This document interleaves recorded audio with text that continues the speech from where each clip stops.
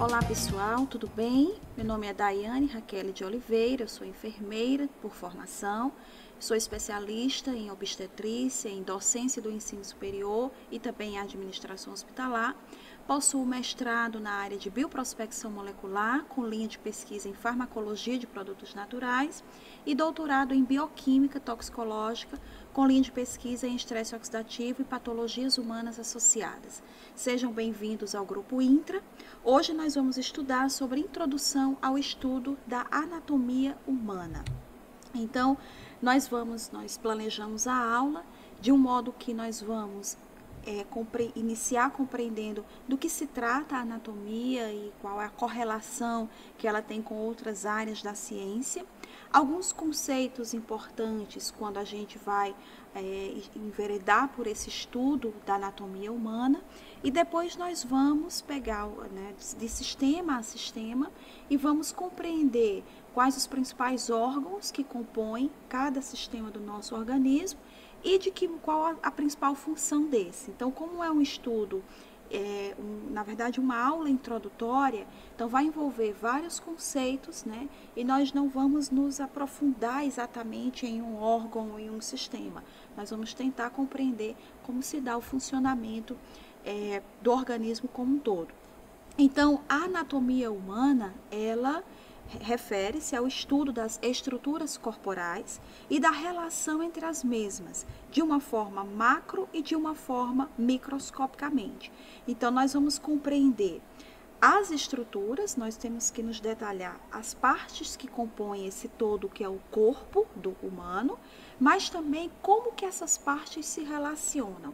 Então, não é meramente a importância do estudo da anatomia para os profissionais da área de saúde, para o profissional enfermeiro, ele não se detém apenas a descrever essas partes, então não é anatomia descritiva, mas sim uma anatomia funcional, que vai ter um foco direcionado para a função desses órgãos e para a interação destes, de modo que a gente compreenda que um funcionamento inadequado de um determinado órgão ou sistema, como o coração ou como o sistema cardiovascular como um todo, vai trazer repercussões sobre outros órgãos e sistemas, como sim os pulmões, como os rins, acarretando prejuízos à função hemodinâmica como um todo. Então, essa compreensão funcional, ela é imprescindível para a correlação clínica no cotidiano do profissional enfermeiro. E quando a gente fala de uma forma macro e microscopicamente, porque nós vamos entender, ou melhor, nós vamos estudar e descrever desde a constituição maior desse órgão, né, desses órgãos que compõem o corpo, até estruturas microscópicas que não são visíveis, consequentemente, a olho nu.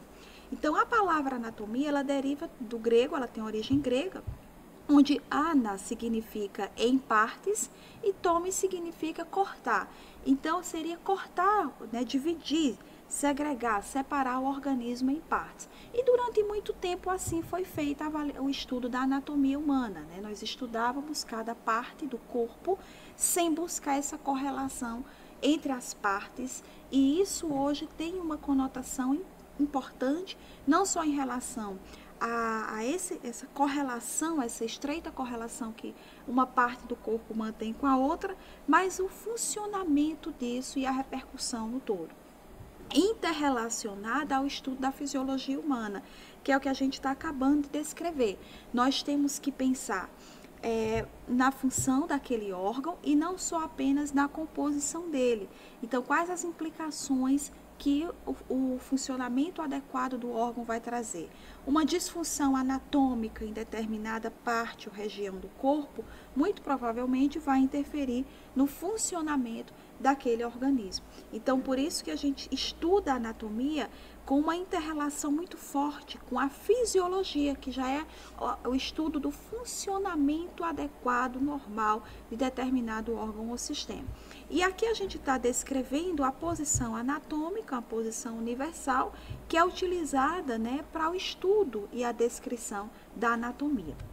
Então, nós vamos, alguns conceitos básicos em anatomia, nós vamos ver de que maneira ocorre a organização estrutural e funcional do organismo humano.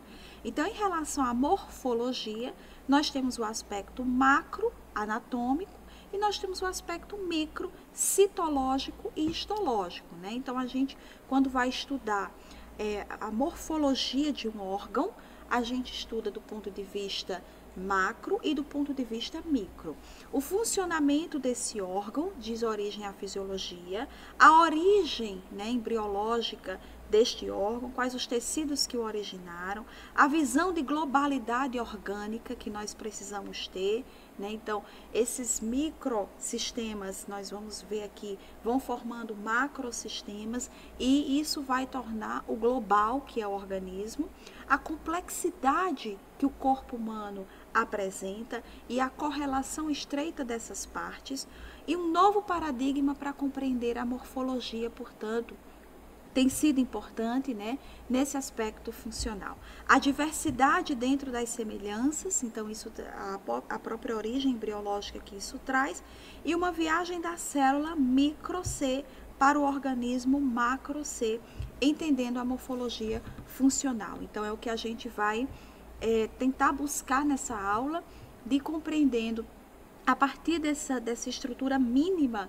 e ao mesmo tempo complexa e imprescindível, vital às funções orgânicas, que é a célula, a evolução até, né, a estrutura macro, que é o organismo humano. Então, a gente começa essa descrição pela célula. A célula é a unidade básica, estrutural e funcional do corpo humano.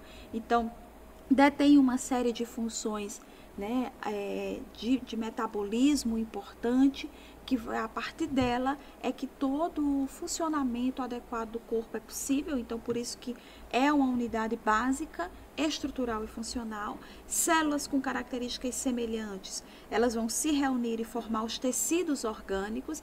Então, é sempre a gente está acabando de descrever essa visão micro para macro. Então, eu tenho como estrutura inicial e a mais básica a célula. Um conjunto de células irão formar tecidos orgânicos. A característica é que essas células apresentam semelhança entre si. Os tecidos também, que estão correlacionados nas suas funções, vão se reunir e formar órgãos.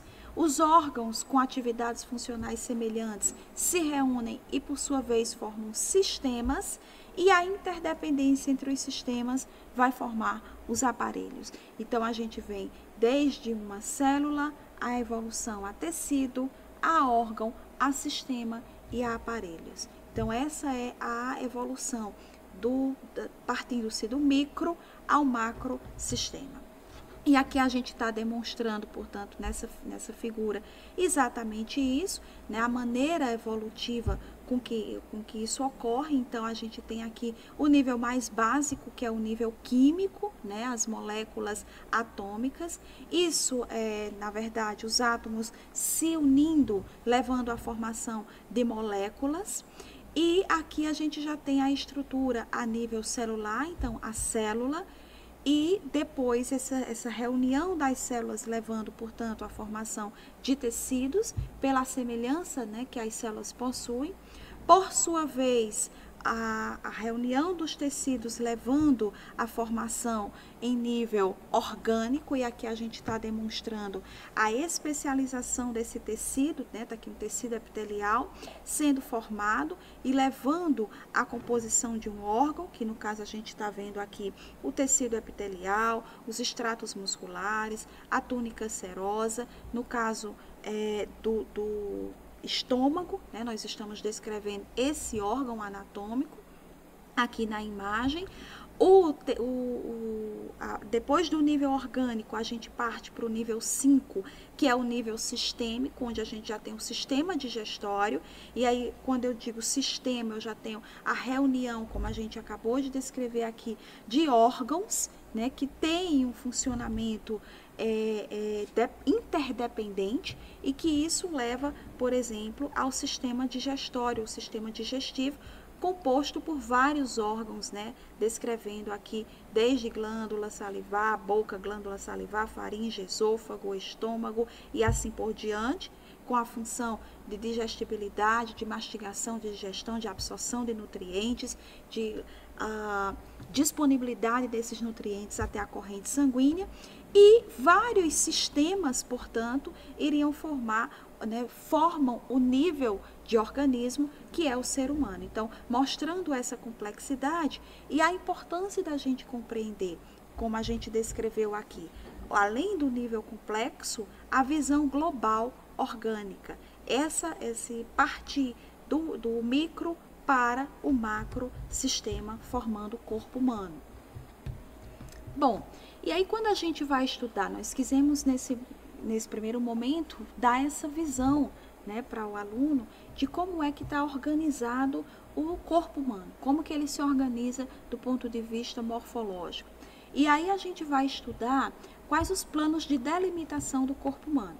Quando nós vamos fazer qualquer descrição na anatomia, qualquer descrição na semiologia, quando nós vamos realizar um exame físico, nós sempre vamos estar correlacionando um achado, por exemplo, é um paciente que sente uma dor no tórax, mas aí nós vamos estar sempre relacionando, é na face anterior do tórax, é na face lateral esquerda, na face lateral direita, enfim, a localização de qualquer sinal ou sintoma, ela parte por essa delimitação do corpo humano.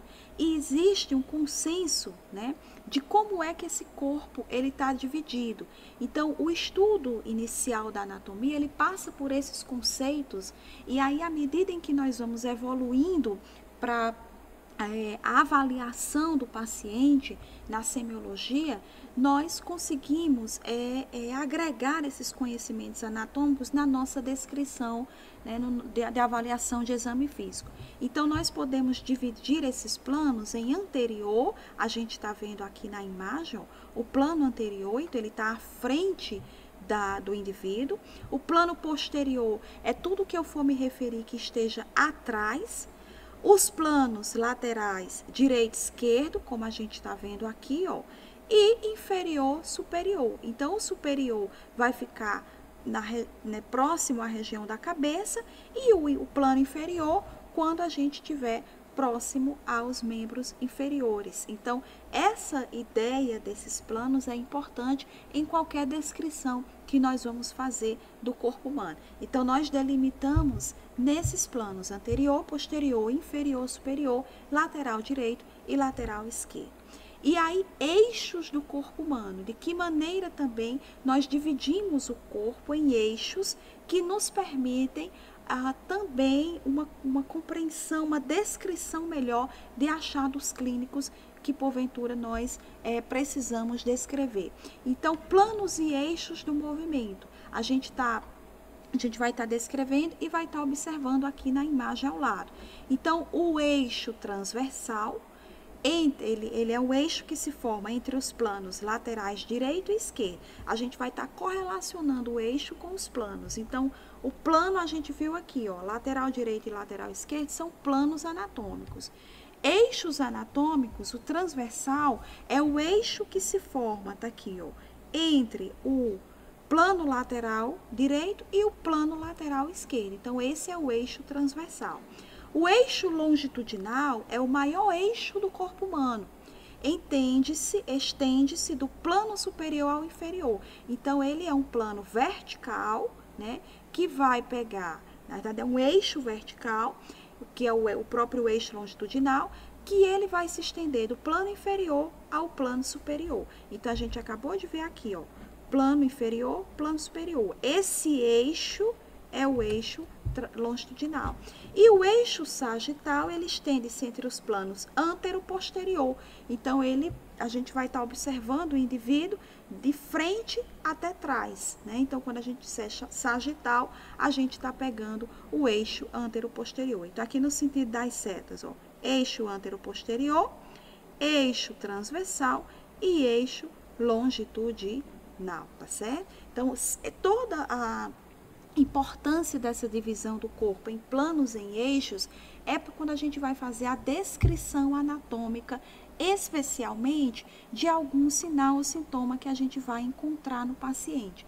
Então, se faz necessário correlacionar um achado de dor, um tumor, um edema, se faz importante estar correlacionando um corte, um ferimento, enfim, a uma região anatômica. E isso a gente consegue fazer de acordo com essas divisões que nós estamos vendo.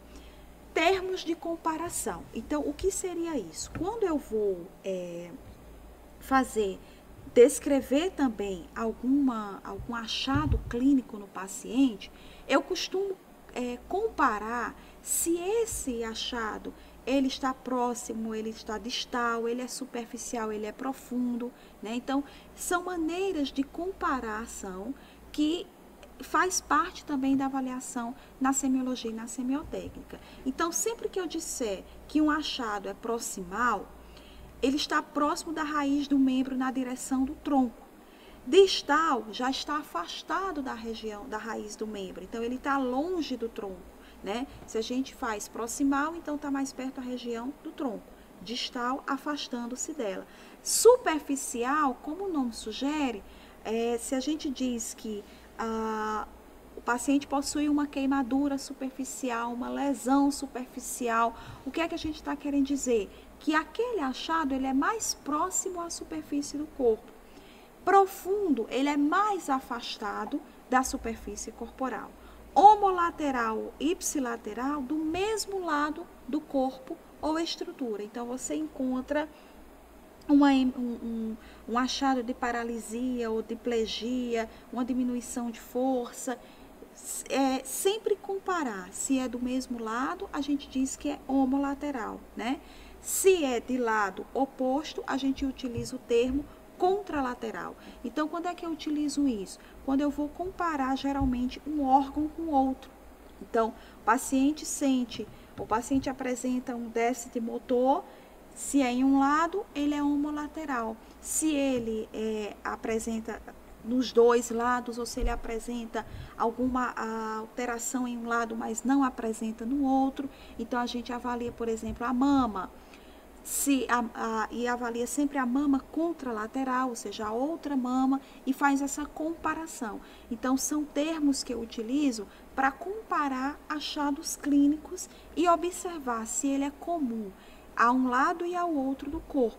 Especialmente em se tratando de órgãos pares, a gente sempre vai fazer essa comparação. Então, aqui mostrando, né, os termos de posição e direção do corpo. Então, a gente vai estar mostrando aqui, ó, em 1, a região superior ou a região cranial. Em 2, inferior caudal. Então, sempre que a gente vai fazer um exame físico, por exemplo, a gente faz crânio caudal. Então, eu inicio da região superior e vou aos poucos progredindo até a região cabeça e pescoço, região do tórax, região do abdômen, membros superiores, até eu chegar na região, né, do abdômen inferior e dos membros inferiores. Então, essa geralmente é a ordem com que eu faço a avaliação física e também com que eu descrevo os achados que eu encontrei. Então, a região anterior aqui em 3, a região posterior, está denotando o sentido da seta, né? Ela está levando para trás do corpo, então a região posterior. 5, a região medial. 6, lateral. A gente está mostrando aqui 8, distal. 7, proximal. Então, se eu vou referir que o paciente tem uma dor ou uma dificuldade na região proximal da coxa, então eu estou levando mais para próximo do tronco. Na região distal, eu estou levando mais para perto dos pés, né, da região caudal. Então, isso é importante. E esses termos de posição e direção, eles são sempre relacionados ao corpo na posição anatômica que nós descrevemos lá no início da nossa aula, né? Nós vimos lá qual é a posição anatômica universal, que visa justamente facilitar essa descrição dos achados clínicos de acordo com esses termos de posição e de direção.